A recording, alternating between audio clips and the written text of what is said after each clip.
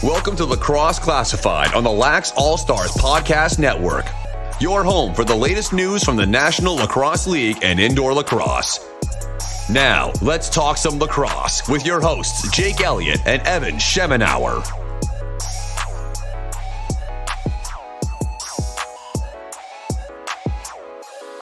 I lost a bet. This is my punishment.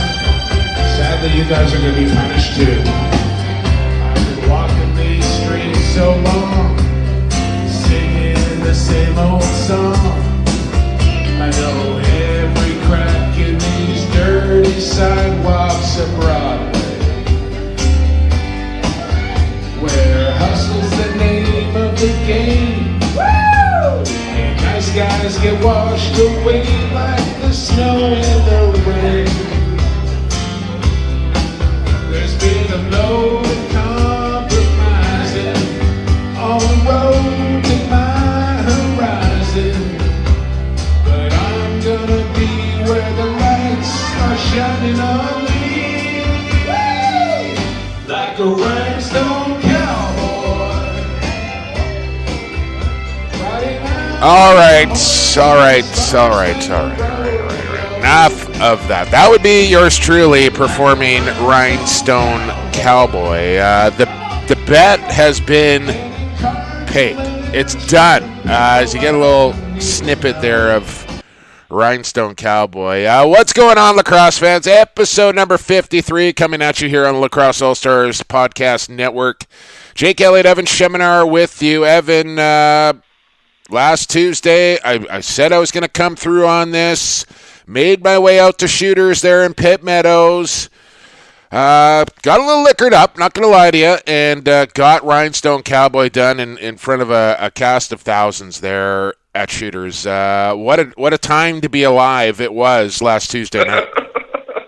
Well, see, on the group chat, we were getting the live play-by-play, which is even more hilarious because you walk in there petrified, and then we started getting a drink count coming. Mm-hmm. And then you start showing us videos of people coming up in costumes and, like, singers that were much worse than you. Yeah. That was the thing, was you thought this was going to be a horror show until you found out actually wasn't going to be so bad. Yeah, like it was a pretty surreal thing. Like there were obviously some regulars in there that went every week to perform, and and me being in my mid-40s, I was one of the younger people in the establishment. If you know where I'm going with that, and listen, like I sat down in there, and you know there was a Canucks game going on, and you know there's a few people in there. I'd say there was like less than 20 people in there. And I was like, okay, like I can deal with this. Like I'm looking around going, I'll be fine, and got a few drinks.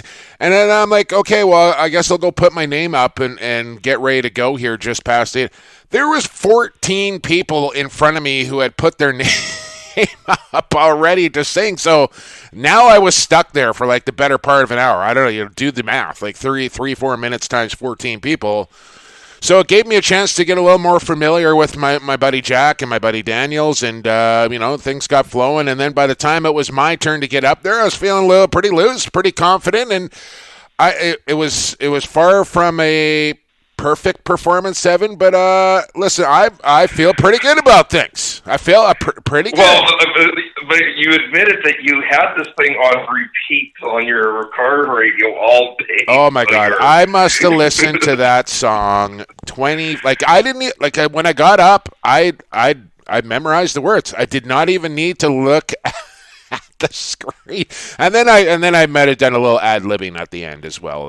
Got a plug in there for Stampede, and yeah, no, it was good. Apparently, you hate me. Yeah. So we'll drop that video today. I think we'll do it today, which will be Tuesday. As we record on a Monday here, which is obviously Remembrance Day, and we're right around the time here, Evan. It's about just before 10 o'clock a.m. my time here. So I don't know. Like I'm assuming me and you will stop recording at whatever point we need to, and just pay our respects and have a moment here on Remembrance Day for the servicemen and women who have fallen and fought for our country, continue to fight for our country and our freedom here, Evan, and one of the most important days in our country's history. as we record Lax Class here, and we want to make sure we pay our proper respects on November 11th. And proper respects around the world as well. I know we've had some tough moments in this country the last couple of days with some comments at Saturday night. And, man. You know, I look at it, you know, my wife lost, you know, her uncle to fighting the insurgents in the southern Philippines. And one of the things that I learned these stories when I was a kid, and they'll never leave my mind, is my grandfather's best friend was a fighter pilot out of England headed to Germany, and the horror stories he would tell me. And actually, there was one book where it was like a diary of some person in Germany, like living through days of the war. And sure enough, the day that the book ends is the day that this person perished in a bombing raid. And sure enough, when he went back into his notes, it was him involved. And it screwed him up for the rest of his life. And just to have to go through that, I don't know if I could. Yeah, I don't think any of us, Evan, will really understand what, you know, a lot of these people that went through wars and served for our country went through and will continue to go through for the rest of their lives to protect our freedoms and our way of life. So, hugely important day. I really hope everybody takes the moment at 11/11 to pay their respects and remember, lest we forget, of course, here on Remembrance Day, Veterans Day, south of the border as well. So an important day here. We're recording on a Monday. We'll release this to you on a Tuesday, and the video will drop as well. So look forward to that. As I mentioned, great show coming up here for episode number 53 as we continue our Stampede Tack and Western Wear NLL season previews. And I can't believe this, Evan, but just 3 teams remain, which means the season is all that much closer here. Training camps in full swing now for all teams. Some exhibition games going on. We'll talk about those a little bit later in the program as well. But we got 2 general managers, one an actual owner as well here, as we're going to talk to Saskatchewan Rush head coach and GM Derek Keenan here in about 15 minutes from now.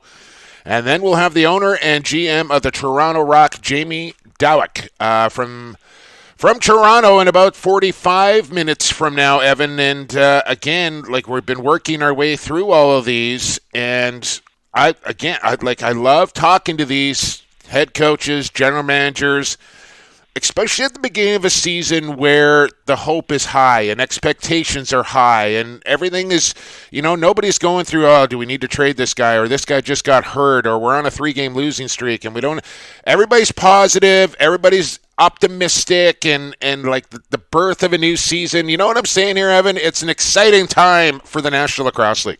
And the other thing about it is, when I was going through the notes yesterday, when I sent them to you, I've had to go through quite a few of these rosters and say, okay, this has changed, and all of these guys have changed. Out of all the teams, I think these 2 today have had the fewest changes to their lineup from last season. And that's usually a good thing for teams, right? Less turnover, the better. Everybody's got that continuity going. So we're going to talk to Jammer and Jamie about all of it here coming up for Stampede Tack season previews. By the way, Stampede Tack, more than just a Western Wear. They're your complete source for boots, motorcycle leathers, and gear. Fall riding season here. Anything you need to get out there on your motorcycle here in the fall weather. It is. I know it's freezing there in Saskatoon, Evan. It is still I could walk out the front door in shorts today and be okay, just so you know. I know I probably need to go walk instead of drive because I can't afford the gas here, but... Yeah. The weather is spectacular here in British Columbia, so make sure you get out and get your riding gear at stampede.ca. Open in Cloverdale since 1967. Don't be shy. Shop online. It's still shopping local. Saskatchewan, Evan, they're up first, and obviously the team that we are probably both most familiar with. Expansion draft losses, and 2 really quality players here in Curtis Knight and Jeff Cornwall, but they get Cornwall back, giving up the 10th round draft pick, which turns into Tyson Bomberry. Good pick, obviously, there by New York getting Bomberry, but real important for Saskatchewan to get Cornwall back, especially after losing Curtis Knight. course, Cornwall missed last season as well with his firefighting school.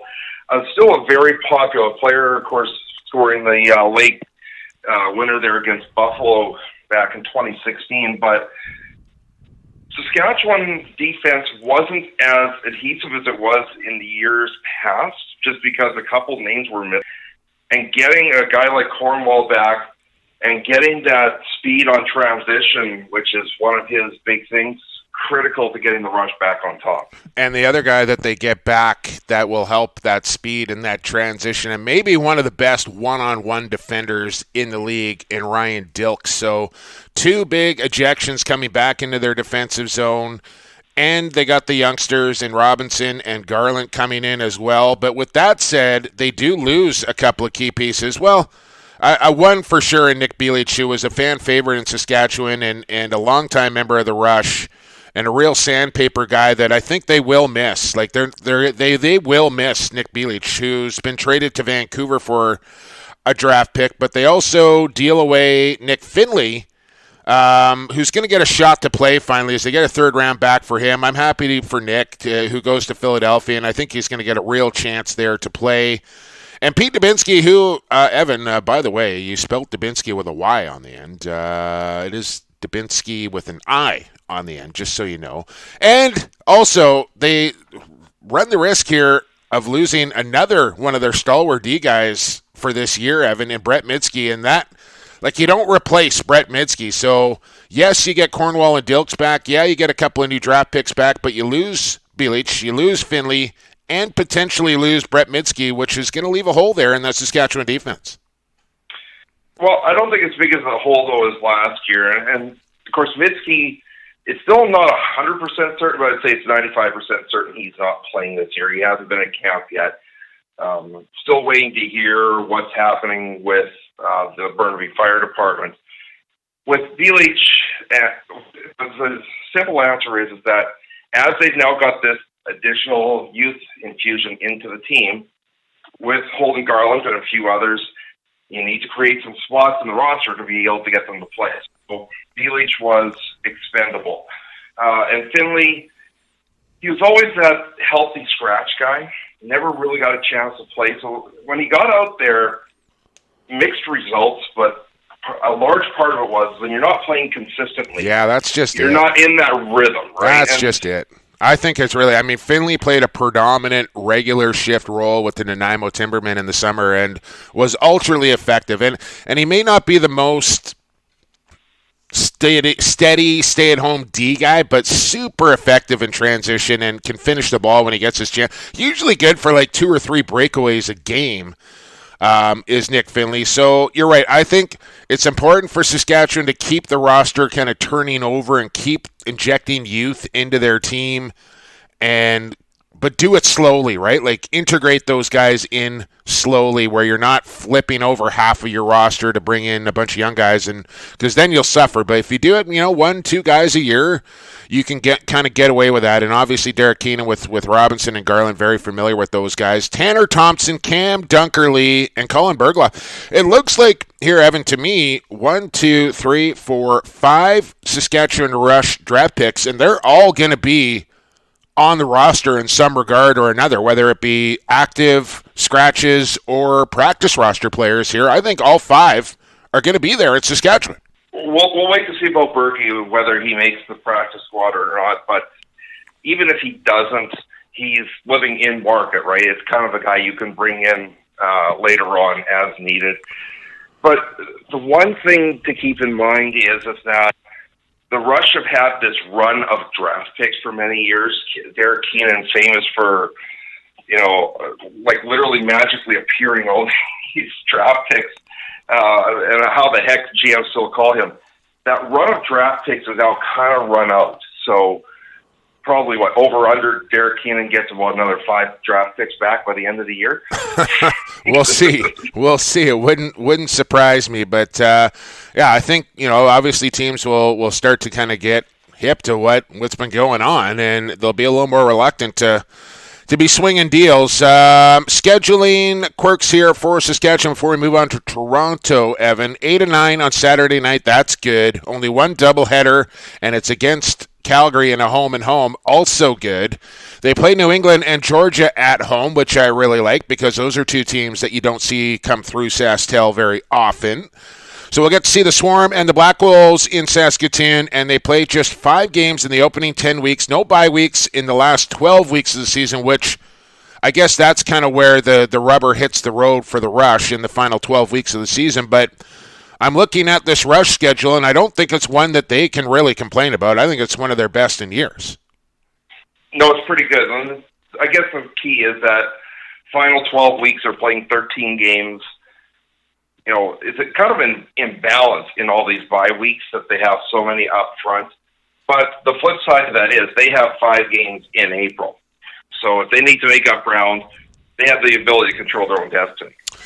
Absolutely. So there's kind of look at what's going to happen in Saskatchewan this year. We'll talk to Derek Keenan all about it coming up. But quickly on Toronto here, Evan, and it's a real short list for the Rock.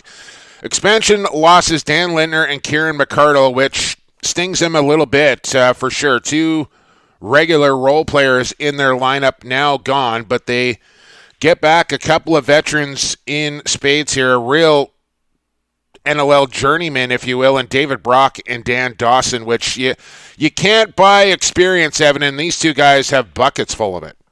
You know, losing McArdle and Lintner, you're going to lose somebody, right? And if you're good, you're going to lose somebody at least, you know, half decent to pretty good in that expansion draft. But can they ultimately replace 2 players like that? Yeah, they probably can. You know, they've got the depth there to do it. And McArdle, of course, getting the chance to play at home now. But getting Dan Dawson, massive. You know, there was a time 2 years ago where people were starting to write him off, and now he's back being one of the best. And he's like literally living at the track training as well. I see him and Challen out there in the weight room. They're out there playing basketball. They're out there playing lacrosse. Nick Rose filming it all. So Dan Dawson literally living at the track, and he's always in phenomenal shape. And the dangerous one, I think he's got this year and maybe another left in him. Like, I'm not counting him out quite yet. Departures, Brandon Miller, who was on the retirement list, decided to come out of retirement, signs with Philadelphia. Phil Caputo and Jay Thornbert, good face-off guy there in Thornbert, not the end-all, be-all. So I think they can get away with that. Draft picks here for Toronto, Evan. They go after Aaron Forrester, a bit of a surprise, but I know they really like this kid. Coming off a wrist or a thumb injury, I think he only played like 1 game for the Burnaby Lakers in the summer and got hurt in his first game and didn't play the rest of the summer. But they get Aaron Forrester. We'll talk to Jamie about this. Forrester at 15. My man Zach Mans out of Victoria at 27. And Ryan Dilks' little brother, Jamie Dilks, at 43. I think Jamie ends up getting drafted higher than Ryan did. Ryan was a 5th-round draft pick. Wow. As shocking as that could be. Defensive Player of the Year, Ryan Dilks. A couple things in there. Thornbert, the one concern I might have there is last year, by bringing in Thornbert, they allowed Bradley Cree to be a pure D-man. Mm-hmm. Now this Cree has to go back to taking draws. I hope he doesn't, because we saw just how much better he can be when he can focus strictly on defense. And you look at some of these guys, these were guys that in the draft that fell down the draft order. Zach Mans was expected to go a lot higher, but nobody really needing West Coast lefty, right? And that was the difficulty. So he fell down quite a ways before Toronto finally got their hands on him. So you could have a fairly good steal there with Mans. I think so. And I think Zach's going to relocate to Toronto for the season as well and probably live at the rock pile there with the boys. So if nothing else, at least he'll have a good winter hanging out with Nick Rose and the boys, getting all that good food and stuff that Rosie's always cooking up and taking snaps of and stuff. Anyways, scheduling quirks here for Toronto. 5 games in April, just like Saskatchewan, but only 3 Saturday home games, 4 on Friday, and 2 on Sunday here for the Rock. A little bit of a mixed bag. It's unfortunate when you're playing 3rd or 4th fiddle in an arena to get those Saturday night games, especially when the Toronto Maple Leafs have a TV contract to have a whole slew of Saturday night hockey games. Toronto has suffered in their attendance when they don't get many Saturday games. hopefully they can find a way to get the attendance back up because they don't have the Saturday games again this year. Yeah, absolutely. Win games, fans will show up. I'm convinced of that. It's time to take a break here, Evan. Quarter number 1 is done. Quarter number 2 is on the horizon, and we will talk to the head coach and general manager of the Saskatchewan Rush. Derek Keenan is on the other side. You got it right here on Lax Class on the Lacrosse All-Stars Podcast Network. Associated Labels and Packaging is in the business of creating first impressions. They'll help you reflect your company values accurately by offering solutions that fit your product needs. With the latest in printing technology and over 35 years of experience, Associated Labels and Packaging is the perfect fit for your company to take your labels and packaging to the next level. This is Patrick Merrill, GM and head coach of the San Diego Seals. You're listening to Lax Class, your go-to source for all things NLL and box lacrosse. Going the game one podcast at a time. Welcome back to Lax Class, episode number 53. This is quarter number 2. This is Jake Elliott, Evan Schemenauer in Saskatoon, and we head to Ontario, where the head coach and general manager of the Saskatchewan Rush resides, in Derek Keenan. Derek, welcome back to the program. Thanks for doing this. Thanks, Jake. Thanks for having me on. Evan, thanks for having me on.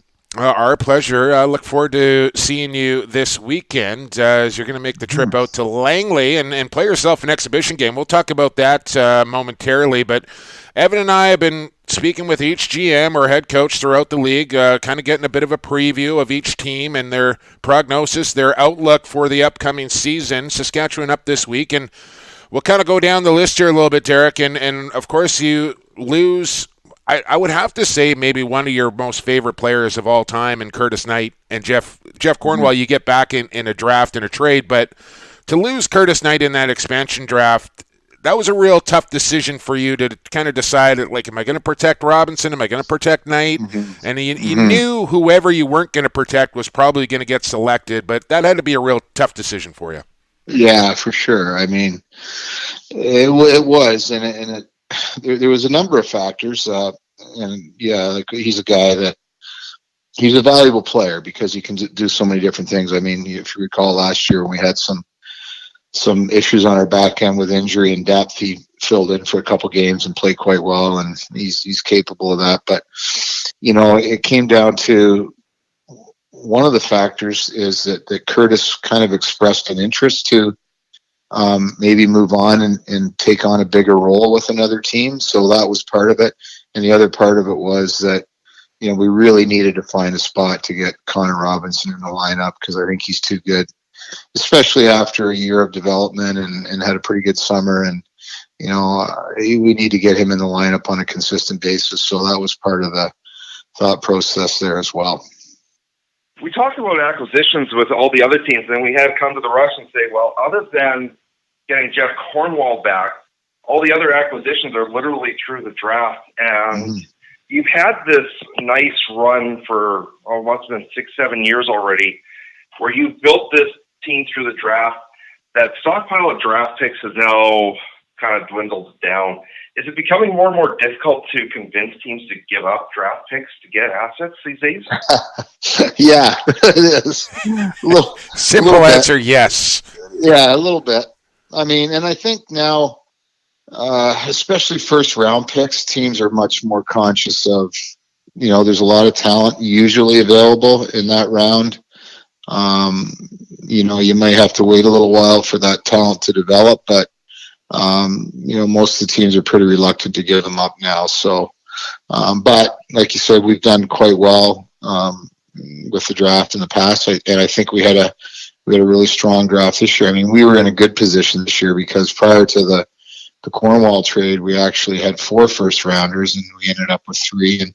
But it's getting a little bit different now with more teams. I think in supplemental picks, I think our last pick in the first round was 16 overall. So it's a little different than, only 9 teams. It makes a bit of a difference there. But from what I saw our first weekend, albeit just practice, I really liked our draft that we had this year. So, but I want to see them playing games this coming weekend and the following weekend in Toronto and get a better assessment of that. But I'm pretty happy with what I saw so far. Yeah, and Derek, for fans of the Rush or the NLL who might not know a lot about your draft picks, and then I'll kind of go from lowest to highest here. And Colin Bergloff, who is a local junior SWAT Saskatchewan player, chance he maybe makes the practice roster as a lefty forward. Cam Dunkerley, in Saskatchewan, you had Dubinsky there, but you went majority of the year without a third goaltender. But Cam Dunkerley coming off a real good Minto Cup performance and kind of a young goalie out of Orangeville, and we know Orangeville and goalies usually pan out pretty well. So I think a solid pick there. Tanner Thompson, right-handed forward out of Mimico, but the top two, I think, are really where we want to focus on here, and Justin Robinson and Holden Garland, who obviously are two guys that you are very familiar with and probably were really comfortable selecting. Yeah, I mean, they're Ontario kids. I've seen them both play a lot. I coached Holden last summer. He's ready to play. He's I believe NLL ready. He's got very good instincts. He communicates really well for a young guy, and a lot of times that's an issue with younger guys because they tend to come in and be a little bit shy and not want to talk on the floor. But he's a good communicator, and he's got real good transition skills. He moves the ball up the floor well. He can finish a little bit. Solid defender, really good feet. And then I look at Robinson, and they're almost the same guy. There was a talk that Robinson wasn't big enough. That's just simply not true. He's a good sized kid. Could he get a little stronger? Sure. Most kids coming in at that age, their first year coming in, they need to figure that out a little bit, but I like what I saw in him as well. Real good transition skills, good playmaker in transition. Like a lot of young guys, needs to learn a lot more on the defensive end, but that usually comes with time, and we're going to give these kids an opportunity to play this year, I think. We talked recently within our chat group about the top players in the league, who would make a first team or who would make an all team. And this Rush defense had about half of the lineup of the entire league on it. And you go last year without Jeff Cornwall, you go last year without Ryan Dilks. You lost a couple pieces. Get them back. It's got to be critical to get them back, but also now you might be missing Brett Mydske. Is there any update on where his status is? Yeah, we're not really we'll know by the end of this month, I think, by the end of November, which is already into the season, but it's all likelihood he's going to get hired because he's on what they call ride-alongs right now, which is usually a pretty positive for the candidate. So we're not really counting on, if we do have him, it's a bonus. So, and you don't want to wish that on a player or a guy to not get hired, but it would be a bonus for us. So right now we're kind of moving on without for this season. But like getting Ryan Dilks and Cornwall back, it's not like they're bottom of the roster guys. Like they're high end. They're high end B guys. Like they're special teams guys. They're real reliable in transition and really good to smart defenders and great athletes, good team guys, and Ryan Dilks has some real good leadership qualities too. So, we look forward to having that back in our lineup as well. And maybe the biggest bonus as we speak with Derek Keenan is that you don't have to teach them anything new. They just step back in and they know the system, they know the guys, they know how everything works, and it's going to be seamless. Yeah, there was you could really tell that in our first camp weekend that they just kind of step in. Well, Jeff wasn't there though; he had work commitments. He still has a little bit of He's still under probation technically, so he wasn't there. He'll be around this weekend in Langley, but not going to play in the games. But Dilksy, again, like good leader, comes in, communicates well. Real good with the young guys, understands things, obviously. He felt he was a little rusty. I didn't really see that myself. I thought, he did play some senior B in the summer, but it's certainly a different pace. But I thought he looked really good, and he's real fit. So, no issues there. It's just happy to have both those guys back. And a real good schedule for Saskatchewan, I would say, Jammer, like 8 out of 9 on Saturday nights, which everybody likes. You got the one doubleheader, but it's against the same team and short travel against Calgary. And you get a couple of new teams coming through SaskTel that don't make the trip through very often in Georgia and New England. So I think a really well-balanced schedule, a little heavy on the back end as far as no bye weeks, but I think a schedule that you can live with here, and maybe one of the better ones you've probably seen. Yeah, especially if we can avoid those back-to-backs where we have to come back from the United States. Yeah. Those are tough because there's no direct flights. And I like the home back-to-backs, especially within our country where, we get on a flight and it's a level playing field. And that's obviously a really big rivalry too. And we're pretty heavy on the back end and a little light, a few buys in the front end, but I didn't like our double bye week at the end of January, but fortunately, Bruce Irvin's, he's going to pay the price for us to practice that weekend, which I think will be really important. 2 weekends off in a row is pretty tough in this league, especially we're playing against a team that I don't think are coming off a bye. So that'll be important for us. But a couple buys early, but it's good. I mean, our Western schedule, our division, with the new alignment, it hasn't changed. We're a little less heavy playing in the West, but I think that was a really good call by the Board of Governors in the league, because if it had gone another route, I think a lot of the Eastern teams would have got real crappy schedules. So it worked out well. I think overall balance and competitive balance for the league, the way the schedule worked out. Take us through your approach for training camp, because you could have up to 40 players on your roster going into camp. You came in with just 27. Mm-hmm. So that's the question, Derek. That's the question. It's kind of been we've done that for as long as I can remember, to be honest. Maybe we were a little heavier first couple of years in Edmonton, but I don't know. I'm so old now, I can't recall that far back. It's been 11 years. So, we like to get right into things. We got all our draft picks there. Some guys have moved out. Like you said, we lost Snyder. Mydsche's in all likelihood not going to be there. We traded Nick Billick. So there's a couple guys that aren't there. But 27, I think we had 29 total or 28 total, including our goalies. So we're light compared to a lot of teams, but we like that number because, you can, like I said, we get right into things. We don't do a lot of scrimmaging or, things like that. We get right into our systems, and I think it's really important because it's such limited amount of time in preseason, and for the new guys especially to get in and learn things is important. So we just kind of dive right into system things, and we know that for the most part all the guys are fit and they're skilled enough to be there, or they wouldn't be there. So we dive into it and we keep the numbers fairly low. Like this weekend, because we got a couple guys, I think Shatler and Kirky they're in wedding parties this weekend, so they won't be around. And like I said, Cornwall's unable to play. So I think we have 22 runners and 2 goalies for each game we're playing. Friday against San Diego and then Sunday against Vancouver. So, and that's a good number because we'll probably dress 20 runners per half and take 2 guys out, and not a lot of guys sitting around. So, it makes sense for us. Well, you literally just answered my question about what your plan was going to be going into these 2 exhibition games. So I don't need to ask you that question anymore, Derek. Listen, I look forward to seeing you this weekend. I'm not going to tell you to bring your squash racket quite yet because I don't think I'm not quite ready. Oh, you're looking pretty good. Yeah, I'm telling you, maybe come like February. I'm going to say let's find a court and get after it a little bit. Sounds good. All right, man. We'll see you this weekend. Thanks for the time. Fellas. All right. Okay, take care. That was Derek Keenan, general manager, head coach of the Saskatchewan Rush, Evan. And like I say it all the time, I think he's the best head coach in the game of box lacrosse.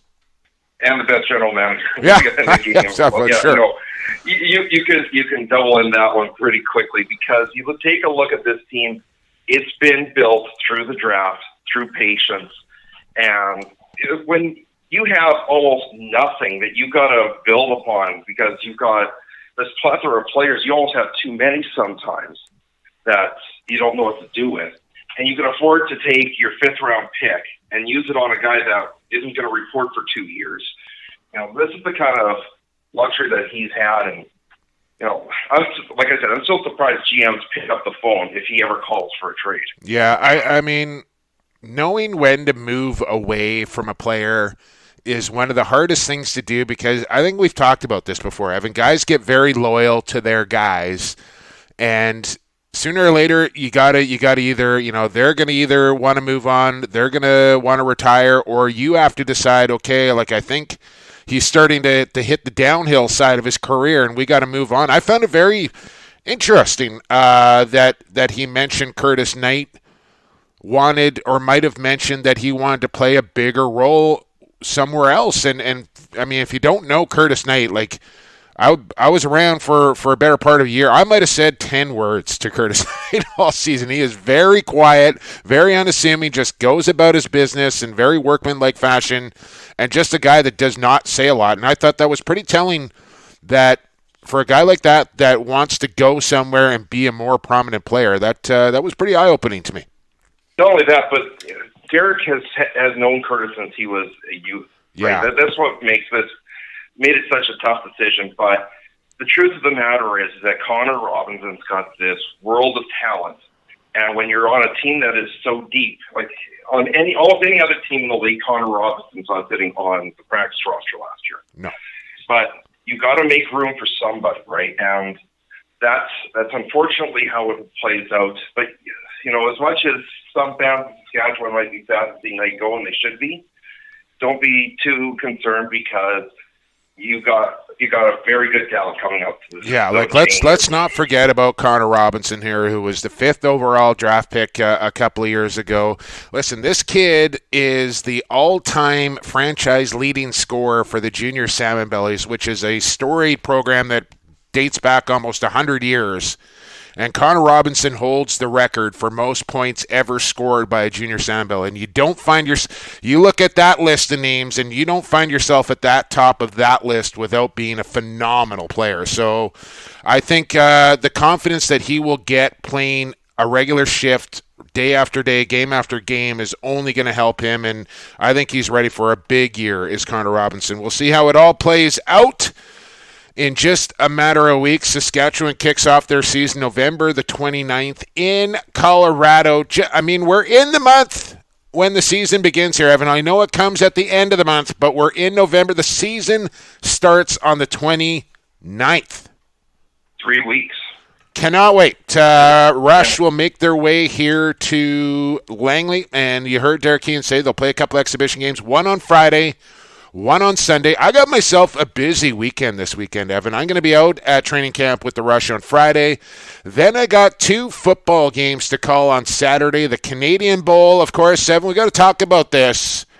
Langley, the ass kicking that Saskatchewan's going to lay on. Langley versus Saskatoon, going for their 6th straight Canadian Bowl. This is the 4th time in the last 8 years that Langley and Saskatoon will meet in the Canadian Bowl. Going down on home soil here in Langley. I'll have the call for that one, so I'm looking forward to that. And then I'm off to BC Place immediately after that to go call a high school football game down where the BC Lions play their football. So that's going to be a busy Saturday. Then back out to the Langley Event Center on Sunday for another exhibition game against Vancouver. San Diego and Vancouver playing the Rush this weekend, Friday, Sunday. It all matches up perfectly for me because I'm busy all day Saturday, but I get to watch both these games on Friday and Sunday. I can't wait. Well, you're going to avoid the crunch then for a whole weekend? Well, don't say that. I don't think I'm going to do that. I've actually been taking to the stair climber inside the gym now, Evan. I've mapped out how many stairs it is on the crunch. I've divided that by the stair climber, what they classify as a floor on the stair climber, and that's what I do now. I do like 63 flights of stairs when I'm inside the gym at the stair climber now. By the way, I've been stuck in a holding pattern there on the weight for a lot, but I got like my buddy who's like a personal trainer, and he's kind of been the one that's guiding me. He says now, stop looking. He's been saying this for a while, but he says, stop looking at the scale. Just keep looking in the mirror because your weight's probably not going to change all that much from now until the end of the year, but your body will start to change. And I think that's kind of what's starting to happen. So I don't know if I'm going to reach my goal of 100 pounds in 12 months, Evan. I'm still about 14 away from that. But I've kind of come to the realization. 86 a success. Yeah, I've kind of come away from that realization that might not happen. But I'm just going to keep doing what I'm doing, and I think that the changes will come over time here. But I'm pretty happy with where I'm at right now. What you do need, though, is a suit sponsor for your VR appearances this year. Yeah. No, it's not going to be not going to be a cheap day when it's wardrobe day and to go out and go shopping. I've literally, no joke, and I want to get to break here, but I've literally. And this is the perfect time of the year to do it because so many shelters and stuff need donations and clothing and all the rest of it. So I've gone through my closet, Evan, and I've filled up 5 black garbage bags full of clothes that no longer fit me, and I've donated those. My closet has never been emptier, which is a good problem to have. But it'll save your bank account thousands and tens of thousands in the future. There you go. Put the positive spin on it for sure. So anyways, enough about me. Let's get to break, and let's get Jamie Dawick on the phone. And we'll talk a little Toronto Rock lacrosse next here on episode 53 of Lacrosse Classified right here on the Lacrosse All-Stars Podcast Network. Pure Vita Labs is proud to bring you the highest quality sports supplements on the market. PVL products are 100% all-natural with no artificial flavors, colors, or sweeteners. And the entire line is also Informed Choice certified. We designed all our products with the athlete in mind. We look forward to being a part of your athletic achievements, helping you push the bar higher, win at the highest levels, and set personal records for years to come. Hey, this is Nick Rose, goaltender for the Toronto Rock. You're listening to Lacrosse Classified on the Lax All-Stars Podcast Network. Welcome back to Lax Class here on the Lacrosse All-Stars Podcast Network. Jake Elliott, Evan Schemenauer with you. This is episode 53. This is the third quarter. You just heard from our friends. Well, you just heard from Nick Rose there as well, the goaltender for the Toronto Rock. But you also just heard from our friends at Pure Vita Labs and the captain of the Toronto Rock on those PVL supplements. All natural, nothing artificial, no flavors, no coloring. All Informed Choice certified best supplements on the market. Find them at pvl.com. Hashtag flip the switch, or you can find them on the Instagram at Pure Vita Labs. I suggest you go there and follow Pure Vita Labs and see all the cool things that they got going with their products. And Challen wouldn't be on them if they weren't good. Jamie, thanks for doing this. Welcome back to the program. Thanks for having me, guys. Hey, man, this is actually our first episode of year number 2. And if you'll recall, you were on this program just about a year ago when the CBA or the PLPA and the owners were in a bit of a dispute, a lockout, and there was no collective bargaining agreement. And you came on the program. You were kind of one of the first, if not the first owner to speak out and said, like, listen, this is really serious. The season is in jeopardy. And I think that caught a lot of people's attention, and I think that got people back to the bargaining table, and ultimately the deal gets done. But does that seem like a year ago to you? Well, yeah, that's funny you say that. I was just kind of thinking about that. That was the last time we did a podcast together as I was getting ready to come on here, and it actually seems probably longer ago to me. Like it's just kind of in the past. I know. Eventually it's going to be something we're into again, looking for a long-term deal. But, I think right now that's in the past and the focus is on, lacrosse and building our league and building our business and all those things. So, but yeah, I mean, you're bang on. It's probably about a year exactly to the date almost. A lot of teams that we've been talking to so far this year have gone through a large amount of turnover this year. Your turnover is actually very minimal. You lose Lintner, you lose McCarville in the expansion draft, you're going to lose somebody. But, I mean, you're losing Phil Caputo, Jay Thornburg, you're getting David Brock and Dan Dawson. It's not a whole lot of turnover for a team in a season. It's got to be comforting that you're going to have a team that's very familiar with yourself going into the season. Yeah, I mean, up front, we're probably looking, we like to play 3 rights and 4 lefts. We make no secret about that. So, bringing in Dan Dawson was kind of huge to replace Dan and Phil, and losing Dan in the expansion draft, Littner I'm referring to, to pair along with Robbie and Tom. On the left side, losing Kieran, who was a regular for us. So, we addressed that in the draft and with Zach Mann, and we've got some depth on the back end, guys that kind of play both ways there. So not a lot of changes this year. Not a lot of guys in camp, more internal battles for depth positions on the roster than anything else. So it's been good, man. I mean, we've only gone 3 sessions here, a couple practices and an exhibition game. A lot of guys around the track a lot of the time, putting a lot of work in, and it's from my standpoint, we're sitting with my hat on, very pleased and excited about how things have got off to a start here. So. Yeah, I mean, you get, I don't want to read too much into exhibition scores, Jamie, but you get a pretty nice victory over the Colorado Mammoth just last weekend, 16-11 in your first exhibition game. And Evan and I were talking, like, the guys you lose are going to hurt you a little bit, but you bring in David Brock and Dan Dawson, and 2 guys that have been around this league for a long, long time. And there's one thing you cannot buy is experience. And these 2 guys come in with a boatload for it. And it can only help a roster when you have guys around that have been through what those guys have been through.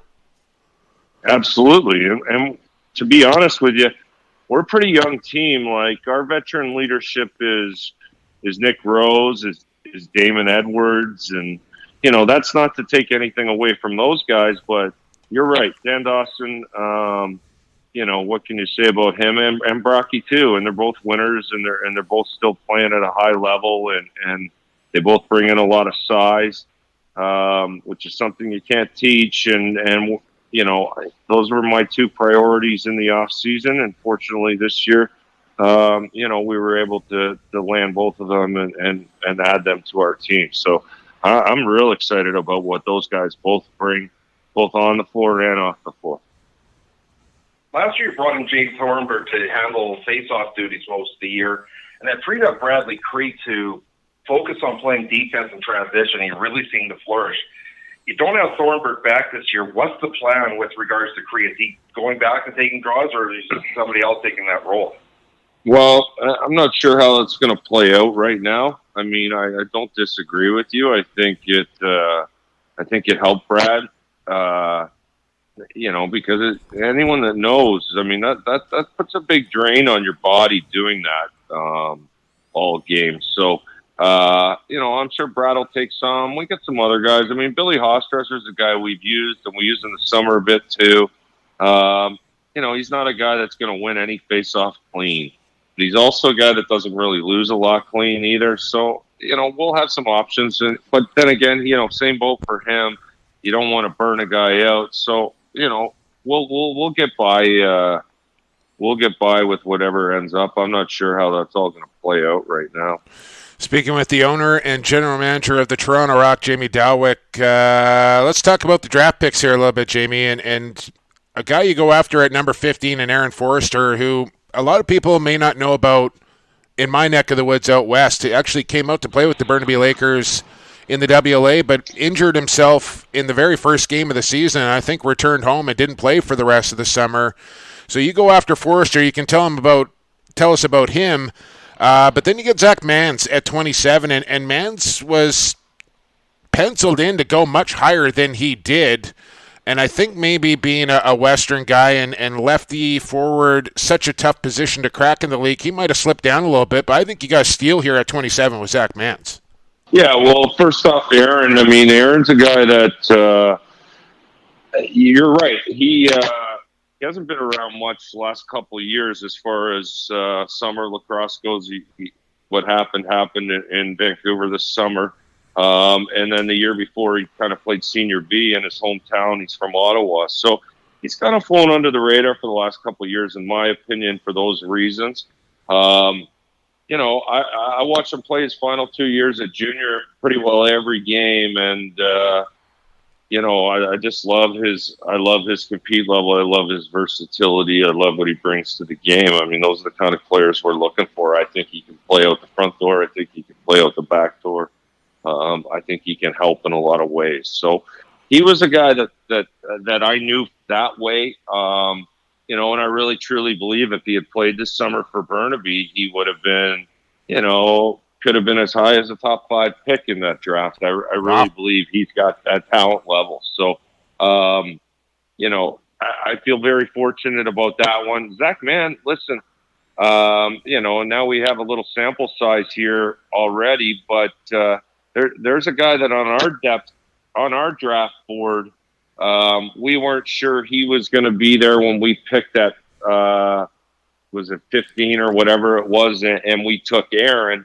When he was still there at 27, we felt like it was an absolute no-brainer, low risk, high reward type thing. And he's come in here, great kid.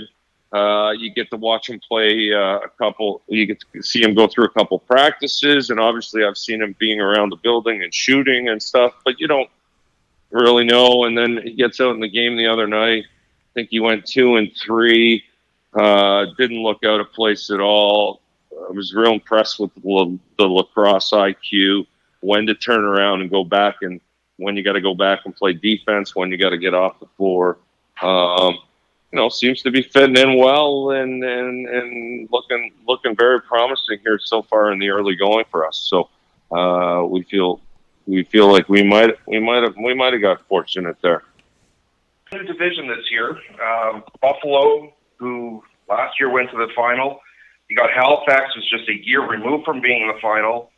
And you got Rochester, who, to be frankly honest, has an offense that can match almost anybody. I know there's no easy nights in the NLL, but given how tight this division could be, there's definitely not going to be any off nights. No. I mean, and you're right. Any team in this league, if you don't show up and put in a good effort, and not only a good effort, but play well, you're not going to win. So, yeah, the division's as tough as can be as far as I'm concerned. I think, like you said, you got new Halifax, the old Rochester team, basically, Buffalo, and then, the new Rochester team doesn't look like an expansion team to me. So hats off to Dan Carey there with what he's been able to kind of assemble. But, I mean, yeah, it's going to be 9 games against those 3 teams. And the only way you guarantee yourself in the playoff is if you finish top 2. I mean, yes, there's 2 wild card spots, but you got 4 good teams beating each other up over 9 games.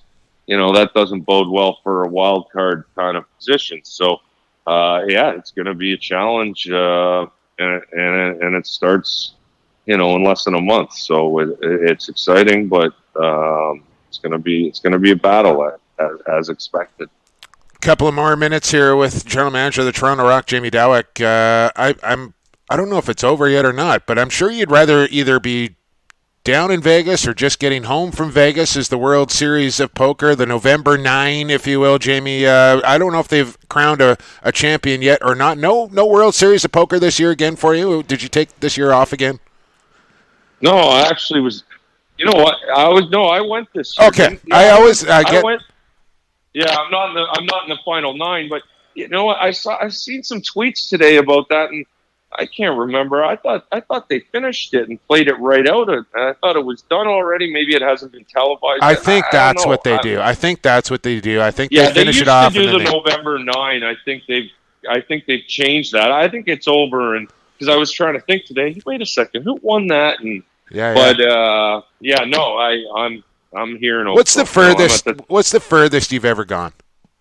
Well, in the main event, and for anyone that doesn't play poker and doesn't play in big tournaments, they're going to think that this doesn't sound very great. But I came 353rd one year. That'll pay out pretty good. It's still good.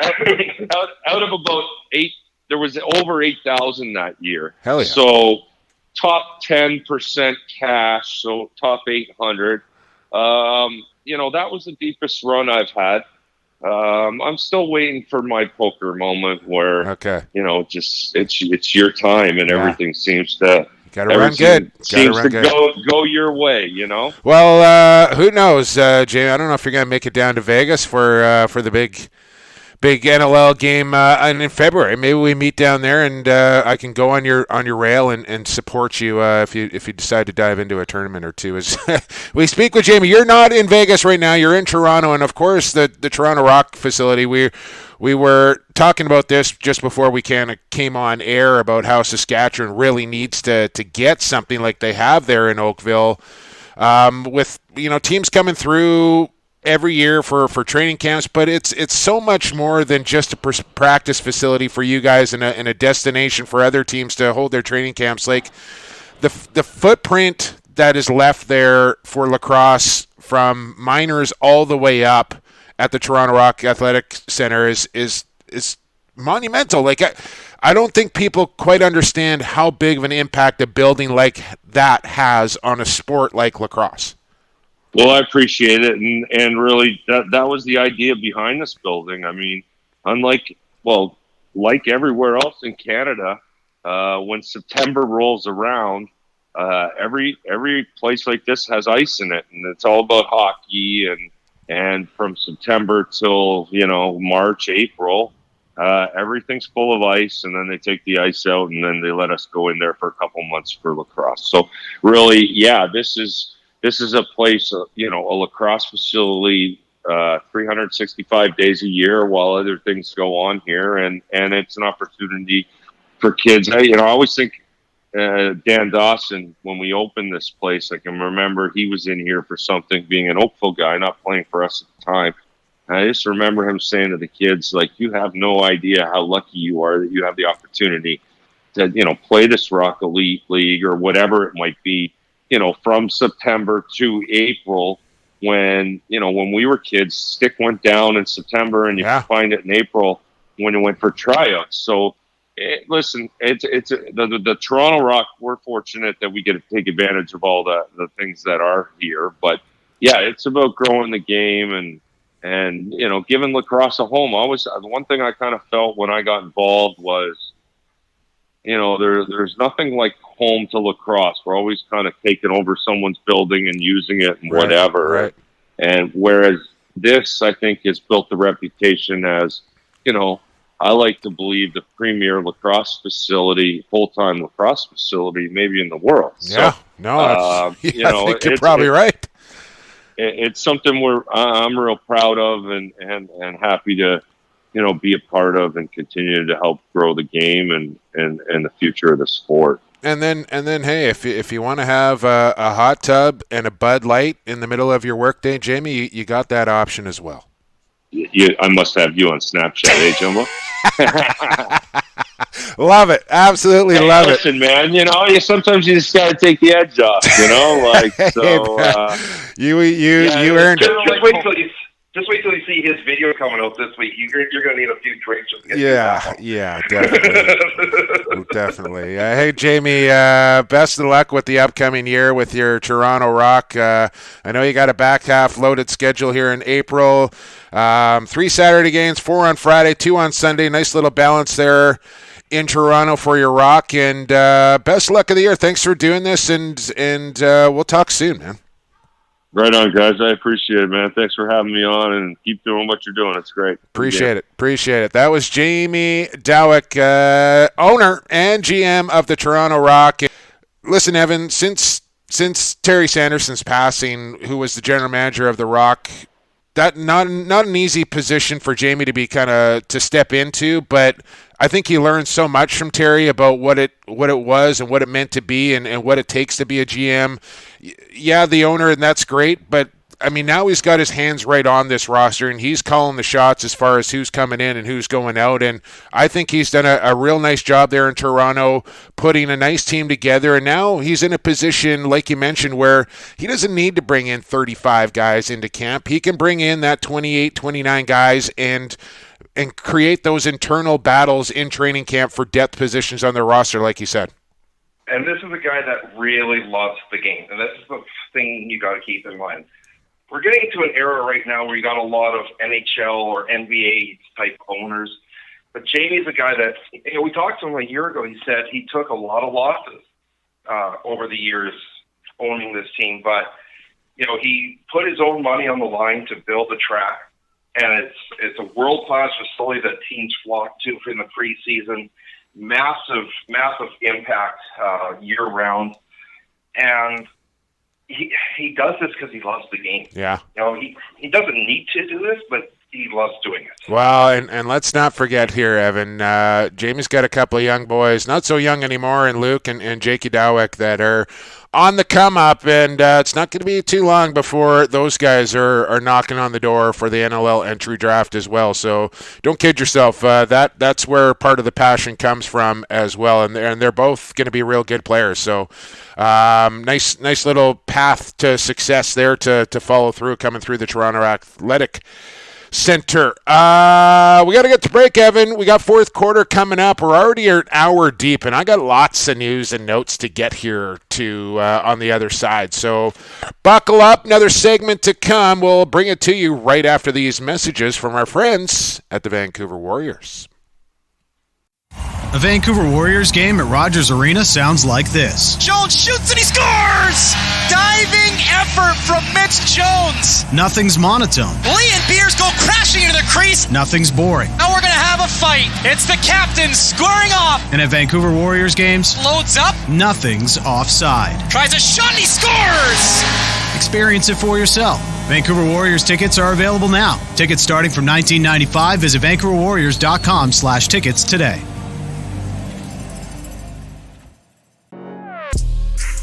Hey, this is Dwayne Jacobs, GM of the Six Nations Chiefs. You're listening to Lacrosse Classified on the Lax All-Star Podcast Network.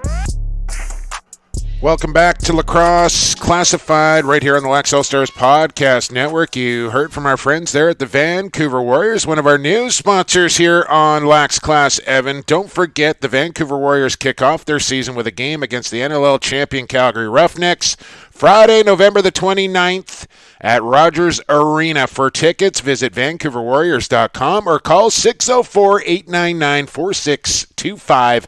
Hit option 3. Most likely get my man, the Chad, at the Vancouver Warriors. And at the Warriors games, Evan, nothing's offside. Look for a good time there at Rogers Arena. And thanks once again to the Vancouver Warriors for hopping on board. Well, I got to revise my outlook on them this year, and the reason I say that is we joke about this called the Gick effect, which Tyson Geik, our good friend Tyson Geik, started working with the Canucks organization, and all of a sudden the Canucks started to become this fabulous team as soon as Tyson arrived, and now we find out that Tyson's doing some work with the Warriors. So is his magic going to be twice as good? I do say this: my team, of course, is the Devils. Twice. So they've actually. I saw a stat, Evan. They shut out Vancouver 1-0 earlier. They beat them 2-1 just yesterday. But New Jersey. I don't know why the hell you're a Devils fan, but New Jersey. See how I used hell and devil there, Evan? They beat the Canucks 11 straight times. And these are two teams that do not play very often, so I don't know what the heck is going on with the Devils against the Canucks. But anyways, 2-0. Yeah, the Hughes Bowl there going the way of Jack for this year. This is news and notes. You just heard from Dewey Jacobs coming in off of break there. And Dwayne Jacobs, of course, general manager of the Six Nations Chiefs, former Rochester Nighthawk captain, Hall of Famer. For the Canadian Lacrosse Hall of Fame, congratulations once again to everybody who was inducted into the Canadian Lacrosse Hall of Fame this past weekend. I didn't get a chance to make it out. I had some other commitments and couldn't attend on Saturday night, which I was a little disappointed about, but it looked like a fantastic time there put on by the Canadian Lacrosse Hall of Fame, as always, in New Westminster. And lots of guys I know going in this year, and Kevin Brunch and Johnny Wilson and Dwayne Jacobs and the 84-85 Whitby team. We should have brought that up with Derek Keenan, but my old vet from Coquitlam, Billy Callan, made the trip out and just looked like a fantastic night. So congratulations to Dewey and the rest of the Hall of Famers who went in just a couple of days ago. As this is news and notes here, quarter 4 on Lacrosse Classified. Thanks for hanging with us. I think I mentioned this a couple of weeks ago, but again, I want to mention this because this guy at the NLL, I've never met him personally. I've never even had a conversation with him, but Kevin Morgan at the National Lacrosse League head office there, who is in charge of acquiring sponsors, this guy is just crushing it, Evan. Like, he is Sports Logic, Warrior, Under Armour, Grabio. This guy just keeps coming up with sponsors. And now our former title sponsor here on Lacrosse Classified, Evan, our good friends at Extreme Threads, have signed a deal with the National Lacrosse League to provide gear bags for a number of teams in the NLL. I can only assume that Calgary was the first team to approach Extreme Threat. I can only assume that either Mike Board or Kurt Malowski, listening to Lacrosse Classified, thought, hey, we need gear bags. Who can we go to for gear bags? And then, boom, Extreme Threats comes into their mind because of Lacrosse Classified. Next thing you know, full meal deal, whatever you want to call it. Extreme Threads now a part of the National Lacrosse League, supplying gear bags to about 6 teams. So congratulations to those guys. Yeah, and these sponsorships keep coming. A couple of the big ones this week, though, were the video editing content that's going to happen like while the games are going on, and also the stats package. And this is the thing, right now we get the basic point streak stats, and we get them, other than the goals and assists, we get them post-game. Now we're going to have the ability to have real-time and full analytics on things that, maybe we don't look at as often as we should be when we're trying to assess one player against another. Yeah, absolutely. The one thing I have a little bit of concern for is the keeping of the records. As we know, they went away from point streak for a period of time, and I think some of the historical stats got lost in the shuffle somewhere, and the all-time records and numbers, I think, are a little bit off. And I just hope they can preserve all the stats that they've kept from years gone by as they switch to this new software here. Sure, and I mean, that's one of the things when you take a look at people saying, this is the record from 2005 onwards, because we don't know going any further back than that. Right. Yeah, and that's tough, right? Like, you want to be able to go back and look at the entire 34 years of existence in the National Lacrosse League and get all those numbers. So hopefully they can figure that out. We talked about Finley being traded. A couple of notables as far as roster moves goes. Greg Downing put on the physically unable to perform list. Newman, who a lot of people were excited about, apparently is not reporting to camp. This is a little disappointing. Yeah, work commitment issues, unfortunately, preventing him from playing, it appears. Training camps in full swing. We mentioned lots going on both sides of the country at the Toronto Rock Athletic Center and, of course, here at the Langley Events Center. Teams will be rolling through this weekend. San Diego, Vancouver, I think Calgary will be there, Saskatchewan as well. So big weekends, and it just means the season is getting closer and closer. Keep up to date on social media as far as where and when teams are playing. I know there's a couple exhibition games going on this weekend out here in Langley, so if you want to come out and check those out, just follow along on social media. You'll get all the updates you need to. A little closer to home here in the summer, Evan, Josh Sanderson, you see this, named Assistant General Manager of the Coquitlam Senior Adnex. I had to text Shooter and just kind of gave him a yellow and a purple heart, and I said, you just can't get enough of these colors, can you?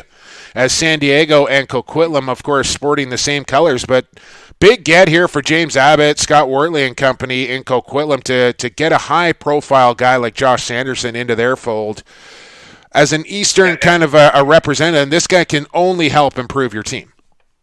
That's exactly it. The Orangeville connection all of a sudden comes.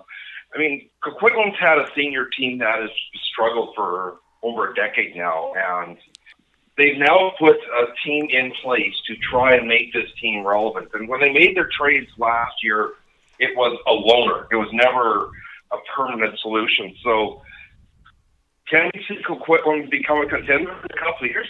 I think we can all of a sudden. Well, I think they're still going to be a little bit of ways away. Like, it's not going to happen overnight, but this is not going to hurt you in any way, and it's only going to add some cachet and probably attract some players to come and play. Now with Pat Coyle as the head coach, and you have Josh Anderson there as an assistant GM as well. Bagataway Cup, Evan. I know this is field lacrosse, but this is Canadian field lacrosse, and something that I think is a big deal. The Western Mustangs are the 4-time Bagataway champions. I'm just trying to get a final score here. 8-5 over Trent University in the Bagataway Cup. And actually a very good semifinal win by Trent in overtime. But there's actually a number of NLL players that still play in this league, and there are guys that were missing from camp this weekend because they were playing in this tournament. No, it's a big deal. It's Canadian University Lacrosse, so lots of team, mostly back east there, that are competing for this. But like you said, some high-profile guys getting after it. I think Curtis Knight actually injured himself one year playing in that tournament as well and had to miss some time. What else do we got here on news and notes? Any notable NLL cuts you want to mention, Evan? I know there was some guys let go. Anybody jump off the page at you that you think might get a shot somewhere else? I mean, the first round of cuts was all fairly minimal. It's the next round, and unfortunately, as I tried to pull the transaction wire up here, nothing's been reported yet from last weekend's training camps. You're going to start to see a few guys, but guys like Brody Eastwood got cut. Nolan Clayton, who there was some thought as to where his role was as a goaltender, got cut. A few guys like that. All basically, Quinn Powless got released. So it's guys that are kind of borderline players. Yeah, but you're going to start to see some bigger names getting cut, I think, this weekend and next weekend. Yeah, we'll keep an eye on that, because I think you're right. I think these next 2 weekends are when you may see guys that get cut, and other teams will go like, "Whoa, you cut that guy? We're going to pick that guy up," sort of thing. So we'll see how that plays out. Speaking of this past weekend, a lot of exhibition games going down, Evan. 4 of them, in fact. We mentioned Toronto beating Colorado 16-11, and read into it what you will as far as score lines go here in exhibition lacrosse. But Halifax now, Evan, they put up 19 against the Black Wolves, beating them 19-9, and then they put up 21 against Georgia in a 21-14 win over the Swarm. Halifax scoring some goals this weekend. Ryan Vaness was 7.5 points, and he took the second half off. Why not? So why not? It's a very good sign for the veteran Vaness that he's popping him in that early in the season. Yeah. He played this summer, if I'm not mistaken. He actually played for the Ladner Pioneers Senior B. Oh, right. Yes, and went to the President's Cup with the Pios. The two expansion teams played this weekend as well. The Riptide beat the Nighthawks 15-13. So I don't think you can really count it as a leg up in exhibition, but maybe a little bragging rights there. New mascot for the Riptide as well. They need a name for that thing. Check out the Riptide's Twitter page if you want to get in on that fun. Have we figured out what animal it is? I don't know if it is an animal, Evan, to be quite honest with you. It's more of a cartoon kind of a character, or I don't know. We'll see what the name's going to be. Apparently it does not feel pain, which is kind of a unique trait. Well, there's a few teams that would love to have him as their mascot that if he doesn't feel pain. Well done. Yes, well done. A couple more things here, Evan. You put out, or actually, let's touch on this green ball here first. Did you see this over the weekend? NLL trying out something a little bit new here, like we saw in the PLL with them using a kind of a yellow ball. The NLL using a green ball in a half of their exhibition play. Nothing's going to happen this year. I'm told if there are any changes, it'll be next year. But I found it a little curious to see not only the color, which the NLL plays on green turf, and they're not the same green, but green nonetheless. And then the exterior of the ball with there's writing on it, and there's like ridges and grooves. This looked pretty interesting. I don't know if this is what they're going to settle on, and I'll have to kind of wrap my head around it. Like, I'm a traditionalist. Like, the lacrosse ball is white, and that's the way it's always been, and I don't I don't think you want to mess around with that personally. That's my view on it. And if you do want to mess around with it, I think you got to go orange to offset the green turf here. And never mind Saskatchewan wearing almost the exact same color of green that the ball is. But what do you make of all this green ball stuff here with the color, the texture of it, all of it, Evan? Don't blame the NLL for trying. And the reason I say that is, we've seen with the PLL, they've experimented with a whole different range of rule differences and things like that to try and make the game more entertaining. So is it worth a try? Sure. Now, the color, big problem with the turf and the brush colors. But, I mean, I would, if that was the ball, I'd instantly go and get a green head with green mesh and disguise the heck out of this thing. Yeah. Right. Well, Del Bianco, I saw, made a comment about, Evan, about the way that the texture of the ball and how there's grooves and stuff, that guys are going to be able to curve it now like a baseball because it's got like ridges and stuff on it. Yeah, that's the question, is whether that throwing mechanism is going to be more accurate or it's going to be off. Like, if you're one of those pinpoint shooters, are you going to be able to hit it as accurate? It's tough to say, but think about it this way, too. If you throw a bouncer now, God knows which way that ball is going to go, because just what side of the ridge does it hit? Yeah. So we'll see how it all kind of play. Don't get up all in a panic, because nothing is going to happen this year. They're just testing this out, and it's a work in progress. So let's just see how it plays out. Couple more things here, Evan. Vegas, baby. Vegas. NLL is going to Vegas, and I think we're going to go as well, Evan, as the San Diego Seals, as we expected, announcing a lacrosse game and a regular season one at that, going to go down between the Mammoth and Seals in Las Vegas, baby. Now, here's my disappointment in that. Unfortunately, T-Mobile Arena is not available that weekend. There's a George Strait concert going on all weekend there. Yeah, some guy, some big country singer, yeah. Yeah, so it's at the Orleans, and this actually does make a difference. Now, the Orleans is a much cheaper venue to rent, which probably makes some sense.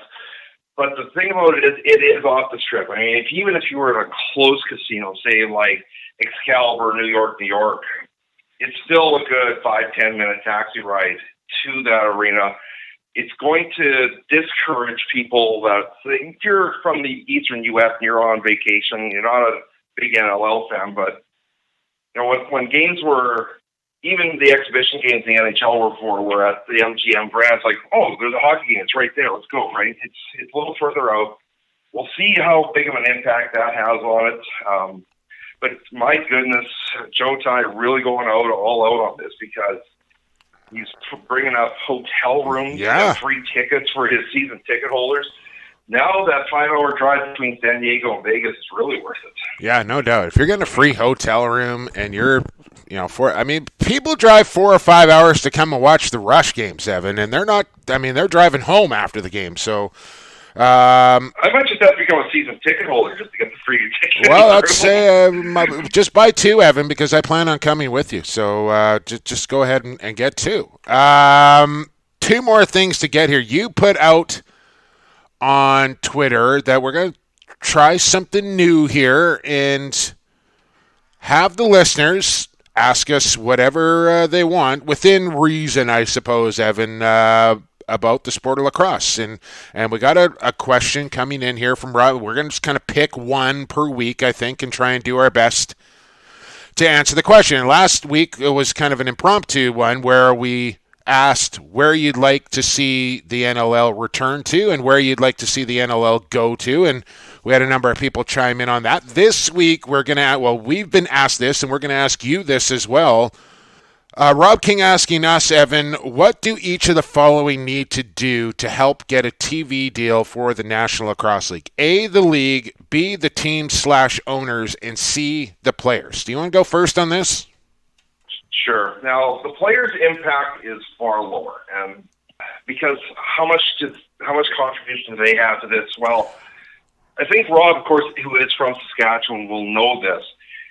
One major difference between, say, the Saskatchewan Roughriders and the Saskatchewan Rush are that the Riders live in market during the season. So media availability is prime for the Riders, and that's why a lot of media outlets cover them, because the players are always there and available for interviews. That doesn't happen with the Rush, and that's one thing that does hurt it.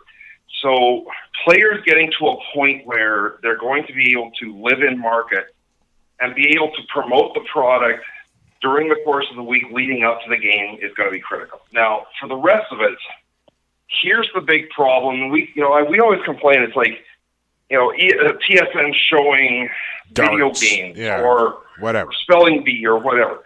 Now, one of the key differences between NLL and those is that somebody else is already broadcasting those other items. TSN maybe pays a small fee to get that broadcast and put it up on air, because they always have to assess what's it going to cost me to produce this show and what's my revenue stream out the other end in terms of advertising. The difficulty the NLL has faced for years is that because TSN would have to come out to the arena and go through the production costs, that becomes a barrier to them actually being able to turn a profit on the event, because they can't get NHL-type advertising revenue. So this is their big hurdle right now. So the league basically has to kind of look at it, has to change their mind as to how big of an investment is this. The league is likely going to have to pay a television provider to come in and broadcast the games and get the airtime. But how much of a return do they get out the other end in terms of increased ticket sales, increased merchandise purchases, what have you, so that it makes sense for them? For the teams, now some of the teams have actually been very forward about this in San Diego, in Philadelphia, where they actually have local TV deals. Colorado as well. I don't know what's happening. Another one, yeah. These ones are very proactive. Saskatchewan had a deal, and it fell apart for some reason, where a local cable provider would put it on their channel. Now, the unfortunate thing there was, because it was a cable provider, it was only for those that subscribed to that particular cable company. But I think the teams are going to have to also, contribute towards the cost of getting this on television. It's a cost that is short-term in nature in my mind. It'll take, and by short-term I mean 5 years or so, that you're going to have to pay to get somebody to come in and broadcast this stuff, to build that market, to build that advertising base, so that it now becomes profitable just for the network to broadcast it on their own. You got more people interested, you got more people coming through the gates.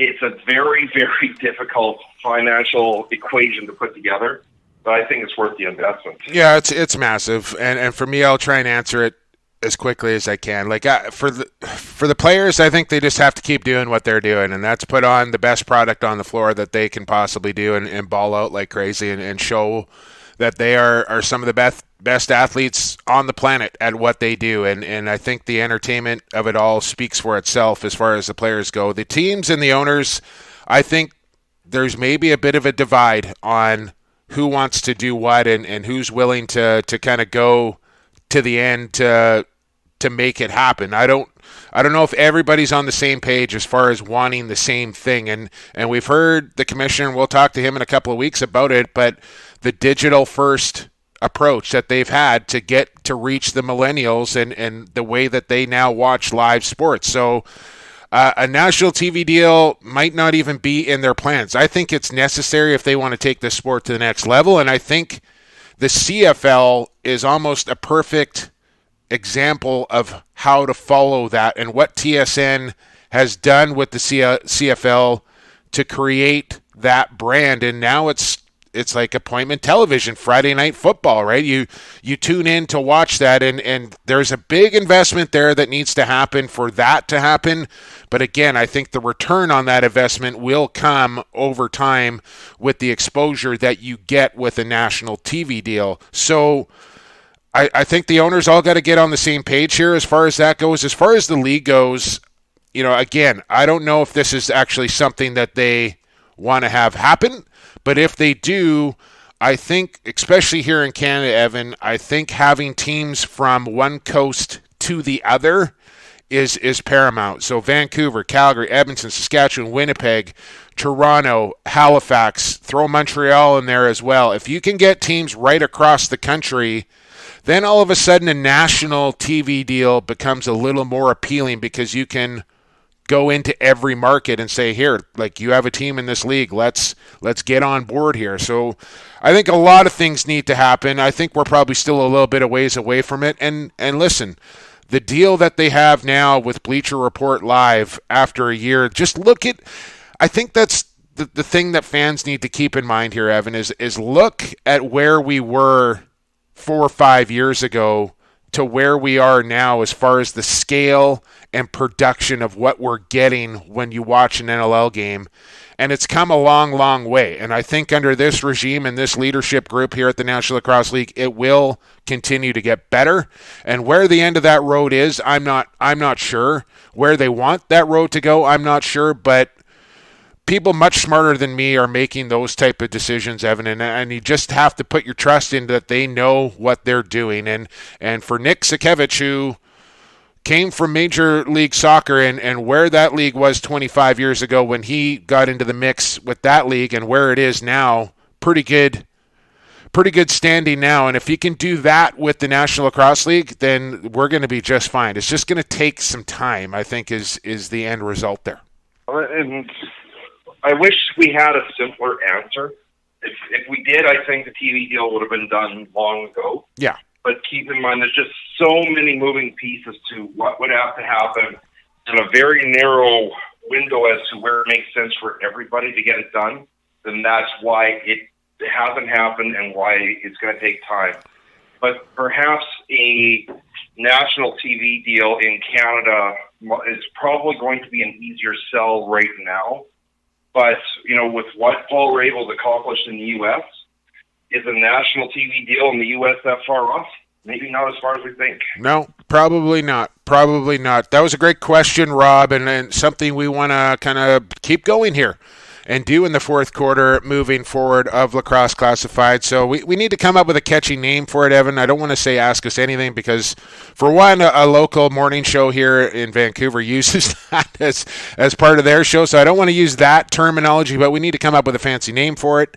And continue those questions. Keep those questions coming in, what you want answered here on Lacrosse Classified, and we'll do our best to deliver that answer to you. I think that is it, Evan. I had one more thing, but I'm going to save that because we're almost an hour and a half deep here, and I think it's a discussion that's going to take some time to kind of bang around a little bit, so I'm going to save that final one for a future show, maybe next week. We'll see.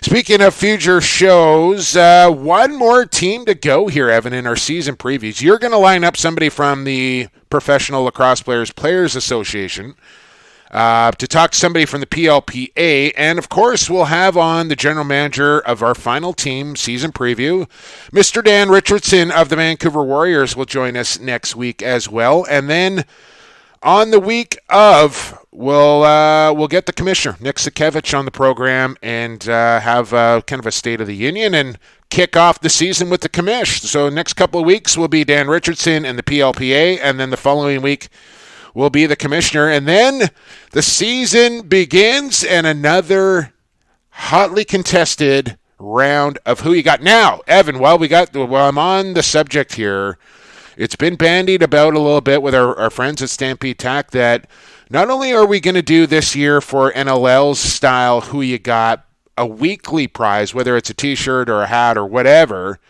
but I think you are going to create a color-coded spreadsheet that you can keep a live doc. And now we're going to encourage the listeners here, Evan, stay with me here, to compete and play all year long, keep a running total of their picks, and we're going to have a grand prize winner at the end of the NLL regular season. How about this? Or the one thing I'm just working out logistics on, and thank goodness for my brother Ryan, who knows where this stuff is and where to find it, and he's been searching for us. We're actually trying to see if we can find an online provider that will do this for us. So hopefully you can just go online and make your picks and submit, and you're done. Right? Okay, well, that would be fantastic. If not, you got some work ahead of you. But and the great thing is, like, if you miss a week, not a big deal because it'll be like a total, right? So the more that you play, the better chance you will have to win. But if you miss a week, it's not like you're out of the competition. You just have to do really well in the weeks that you play. So things to work out here in the coming weeks, but just wanted to kind of lob that one out there as what we're thinking for who you got coming up. I think now that is it, Evan. Don't forget to follow us along on social media. I am at PXP for Sports. Evan is at Shamlax. The show on Instagram is Lacrosse Classified. On Twitter, it's at LaxClass. Make sure you follow along to all our channels to keep up to date on everything Lacrosse Classified. Subscribe to that podcast as well. Spotify, Google Play, SoundCloud.